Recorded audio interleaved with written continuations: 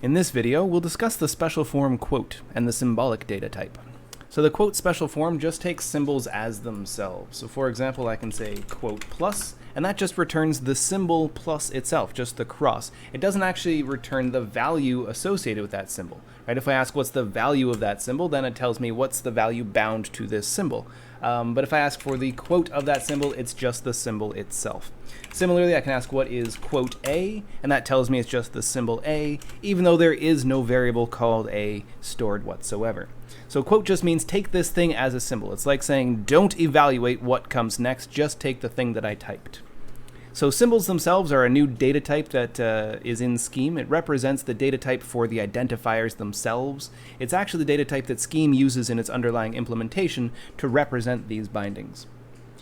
Right, so we can, for example, say define x to be 3. I can ask what's the value of x, and it tells me what's bound to that, or I can ask what is the symbol x, or quote x, and that is just the symbol itself.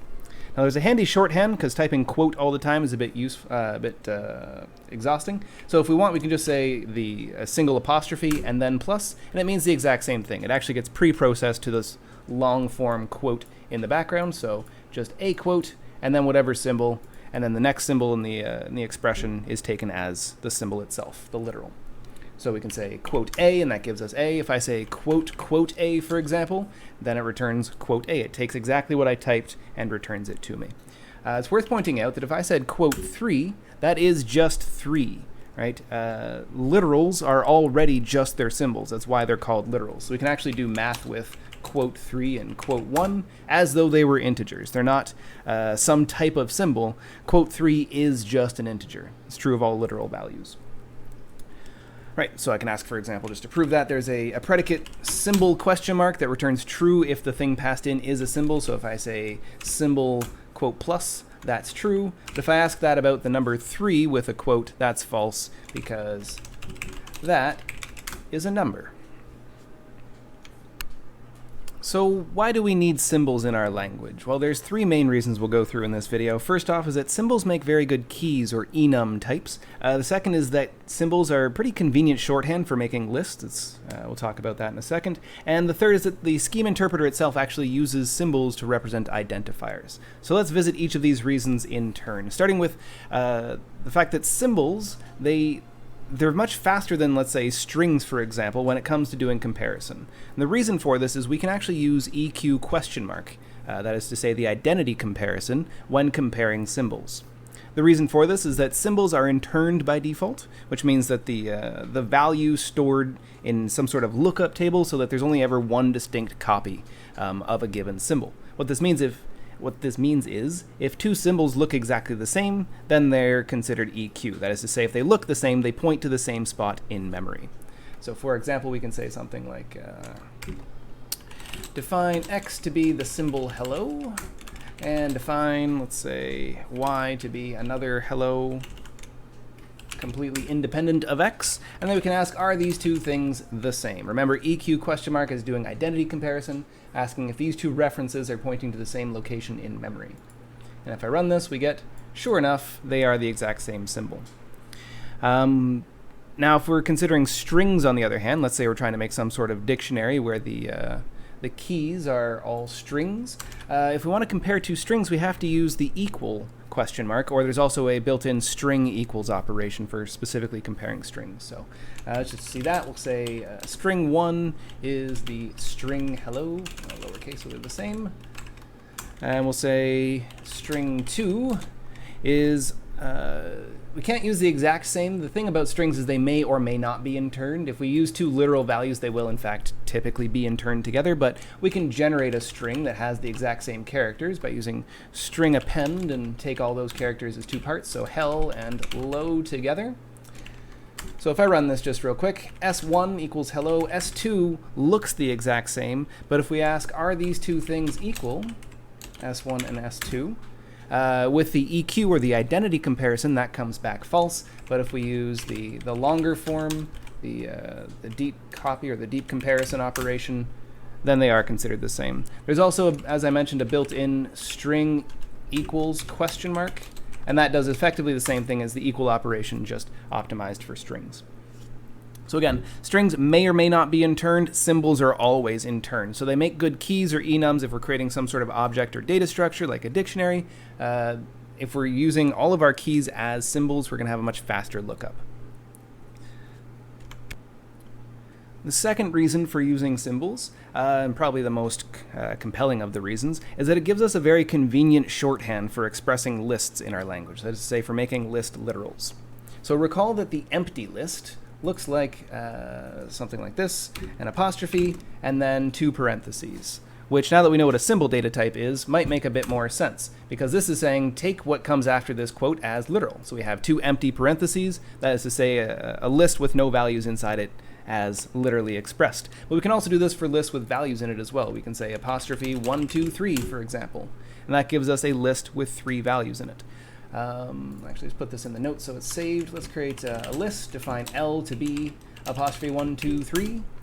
And then we can actually do all the same things to this list as we would any other list. It creates a proper list. So we can say, what is the car of L, or the CDR of L, or we can even ask what's the CDDDR of L.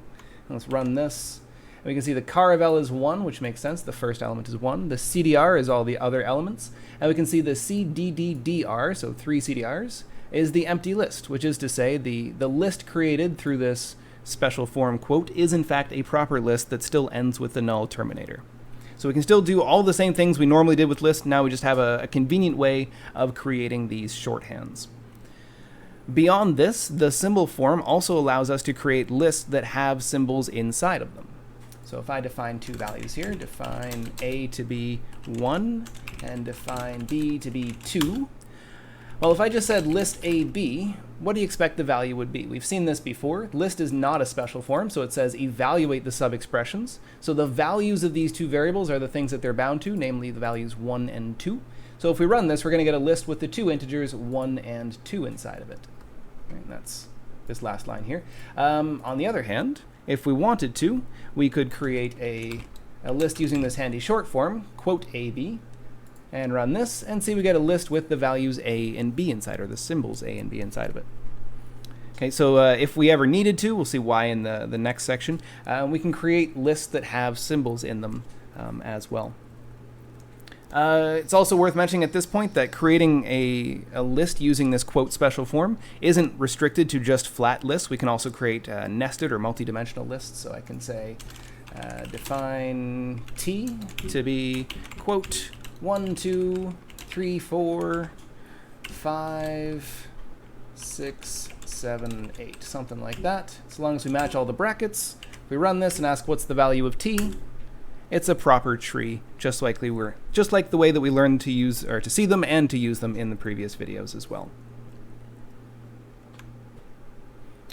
Okay, so let's do a little bit of practice with this just to make sure everybody's on the same page. So I'm going to type out some expressions in the repl area here.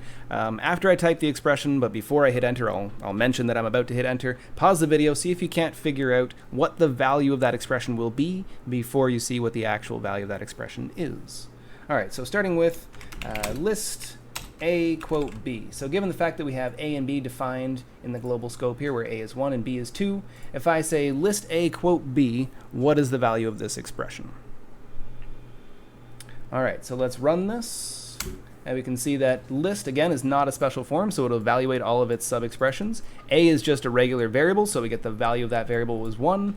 Quote B is, again, that special form quote that says take just this symbol B, so we end up with the list 1B. Okay, let's try another one here. List quote AB, AB. So again, see if you can figure out what the value of this expression is. And let's try it out. So list evaluates its sub-expressions. So we have a quote here, and then some parentheses. We haven't actually seen, oh, we have seen one, okay. So this is, again, a shorthand of a list where the values in that list are just exactly as written, so the symbol A and the symbol B. So essentially takes this whole expression as a singular entity as typed. And this quote only expands to a single element in the list. So because we have parentheses, that single element is that whole list, but it won't go on to these A and B that follow. So this is written as, or sorry, will be evaluated as written. This A and B here, however, are unquoted, if you will, so they'll be evaluated as regular variables. to the values 1 and 2. So we should end up with a list with 3 elements. The first element is a list of 2 symbols, and the other 2 elements are the values 1 and 2. So AB, 1, 2. All right, let's try another one here. So we got quote AB, quote AB. So see if you can't figure out what is the value of this expression. Now this one's actually a bit of a trick. If we run it and see, we can see what that trick is. We have a quote at the beginning of that entire expression, so that says take all of this exactly as typed. So we get all of that exactly as typed. So it was AB, quote AB, we get AB, the quote, and AB. So everything inside these parentheses is taken exactly as written, including the quote, which is important. So if I said AB and then list quote AB, what is the value of this expression? And if your answer was exactly as typed, once again, sure enough, the exact same trick. So we have a quote in the front of all of these brackets, which means this whole term, this one set of parentheses and everything inside of it, is taken as literal. So we have AB, list, quote, AB. So with regular quotes, there's a quasi-quote where you can escape the quoting, but with regular quotes that we cover in this course, once you've started a quote, it goes for the entire symbol and everything inside those brackets of that symbol. It goes for an entire element or an entire term. So everything inside the parentheses, if you have a compound term, those are all taken exactly as literal. A, B, list, including nested quotes and all of that as well. All right, and the third reason to have symbols in our language is that programs themselves are actually just lists of symbols in Scheme. So the Scheme and general list programs are written as essentially large combinations of symbols called S expressions, where the eval apply process evaluates and reduces input S expressions into new symbol outputs. So an S expression is just, it's short for a symbolic expression. It can be defined recursively as either an atom, which is a literal or some individual symbol, or a list of S expressions, what we've been calling a compound expression, where the car of that list represents some sort of operator, and the CDR of that list represents the list of arguments. So some example S expressions that we might have seen already. I should run this code to clear this. So we got 3, for example. It's an atom because it's a literal, is just a very simple S expression. Similarly, the symbol A is considered an S expression, has a value in this case. Plus 1, 2 is considered an S expression. Notice the car, if you consider this to be a list, the car of this list is the operator, and the CDR of this list, which is the rest, is the list of arguments for that function. Okay, so that's another S expression, and we can define this recursively into all sorts of nested expressions like times 3 plus 1, 2 minus 10, 4. This is another kind of S expression, where again we have the car representing a single operator, and the CDR of each one of those lists representing the list of arguments for those operators. Now, the Scheme interpreter will typically evaluate an S expression, right? If I enter just any old S expression and hit enter, I get back some sort of answer, in this case 54, as we've seen the process of eval applying to get that. But the quote special form allows S expressions to exist in our program as data, right? It's a way of saying, take this S expression without immediately evaluating it. So for example, I'm going to define 2 expressions here.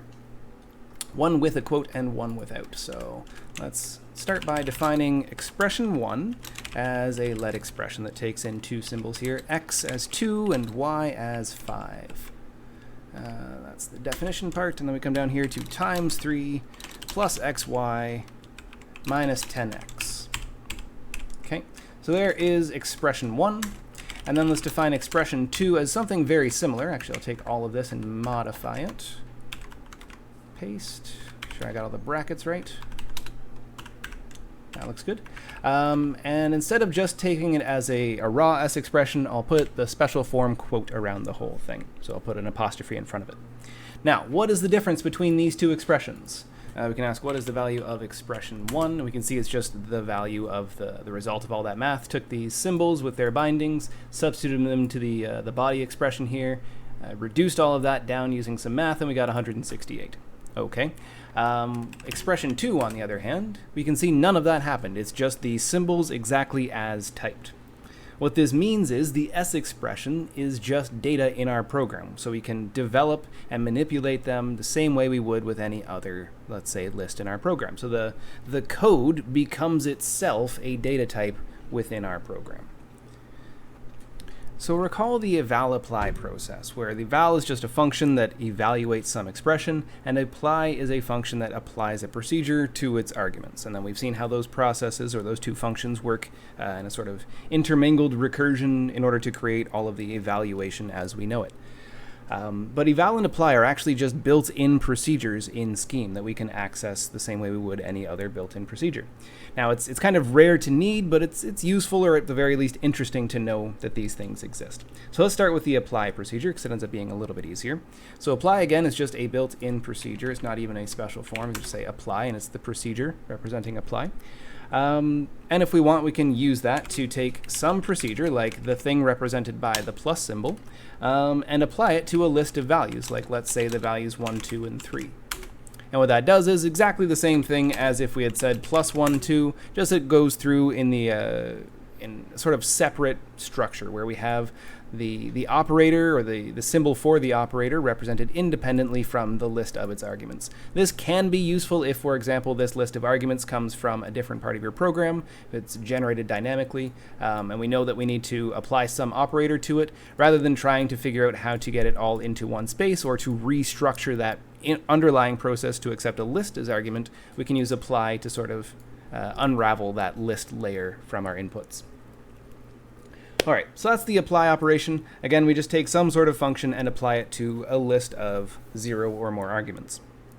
Now for eval evaluates some sort of expression, but it does so within the context of an environment. Okay, so the syntax is, do I have it up here? There it is. Eval some expression in some environment. Now, expression is just going to be something that we can type, but the environment is it's a sort of namespace built into Scheme. So this is a place where bindings are stored, and it gives meaning to things like the plus symbol, or the symbol A from our previous examples.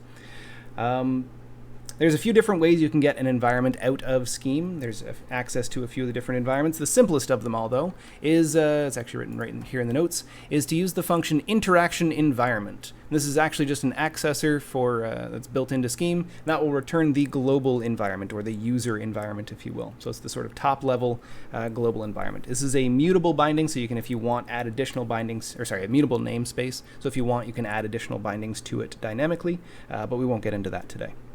So if we define an environment to start, so we'll do it up in the code here so we don't have to type it many times, define env for short as the thing that comes out of interaction environment.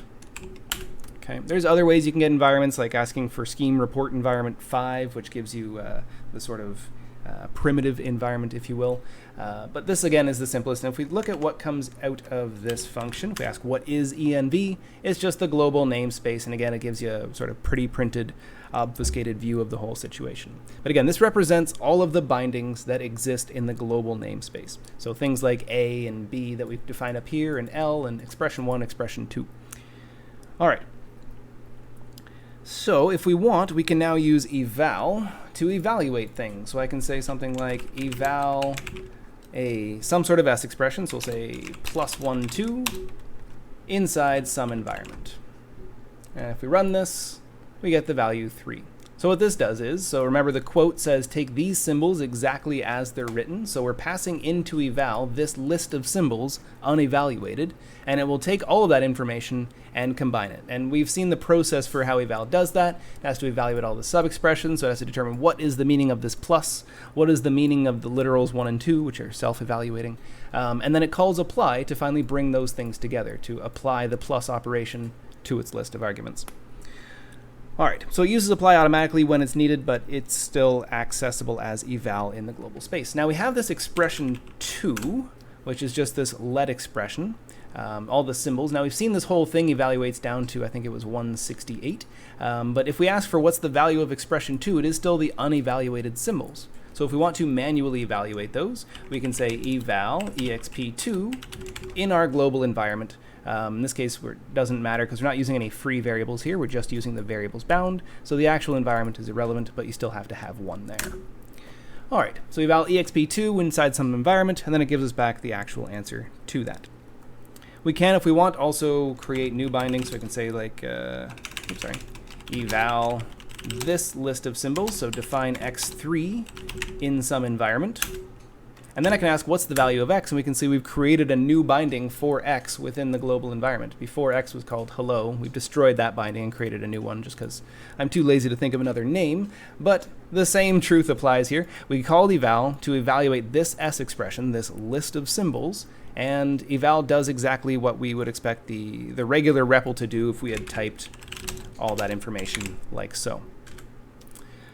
Right, so what all this means, though, is that we can create and evaluate code on the fly. So, for example, if we have some user interaction or some other sort of generative process creating these lists of symbols, we can then evaluate them when we need them. Now, I want to just say right off the top here, if you're ever evaluating source code from the user, just always be wary. There's lots of different ways and different systems that a user could exploit in order to make that a regrettable decision. Generally speaking, if your solution relies on using eval, look at least to see if there's some other way you could have been solving it, because generally speaking, there will be another way. But again, it's nice to know, or at the very least interesting to know, that you can evaluate things this way. So let's see one last example here, and I've already pre-coded this example, so let's just open it up. Open repl.scm. So what this piece of code does is it creates a repl inside the execution of scheme. So it's all one big function here called repl. It starts off by defining that global variable or that global environment as env, displaying a nice thing to the user telling them what to do, and then it initializes this infinite loop here. So you can see it starts off being called loop, and the very last line here is that it also calls loop. Now what this loop does is it reads, evals, and prints, hence the name repl. So the first thing it does is it reads an expression from the user. So if we type something into this read prompt without, let's say, quotes, or if we don't type an integer, what it takes in is the symbols of what we type. So we're going to type some s expression, and that s expression will be stored as exp.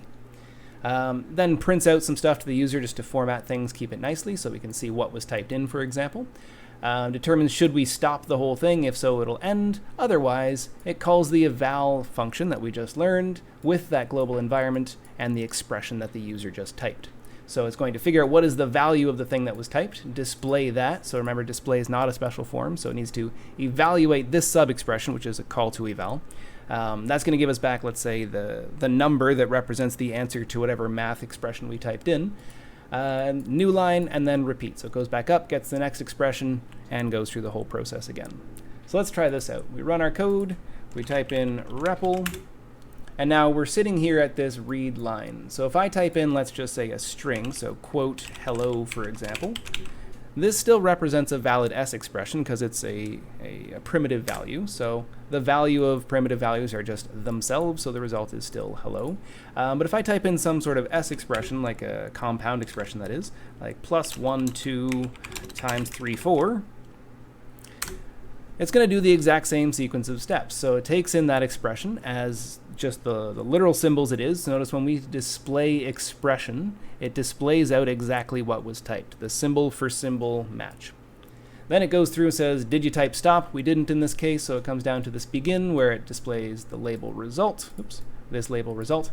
Evaluates that expression within the environment. So I didn't use any symbols here, so it doesn't really need the environment, but again, it's mandatory as a placeholder at least. In this case, it did the math, so 3 times 4 is 12, plus 3 is 15, and it told us 15 is our answer. And that's true for anything. So we could say, for example, define x to be 3. And that's the same sort of thing here. So the input is the exact symbols as I typed, the keyword define, the symbol x, and the symbol 3 all in a list. And then it goes to evaluate these things. So eval itself is the built-in eval, so it knows all about special forms and whatnot. So for define is a special form that says take the value of this third part here and create a binding between the unevaluated symbol x and the value of that expression. So in this case, between x and the value 3. Now notice define doesn't actually have a value, it doesn't return anything. So when we display this value, we get void because define itself doesn't actually return a value. But if we want, we can ask what's the value of x within this global environment. So again, the symbol we type in is x, so it displays our expression, it's just displaying that x. And when we evaluate that expression, the thing associated with that symbol is the value 3 in this environment specifically. All right, that is it for this video. So we covered the symbol data type. We'll see a lot more use of it, but again, as I mentioned, the primary use of the symbolic, or at least the most extensive use of the symbol data type, is for creating list and tree literals. So we'll see a lot of it there as well. In the next video, we'll actually move on to the next chapter as well, where we'll talk about infinite streams of data.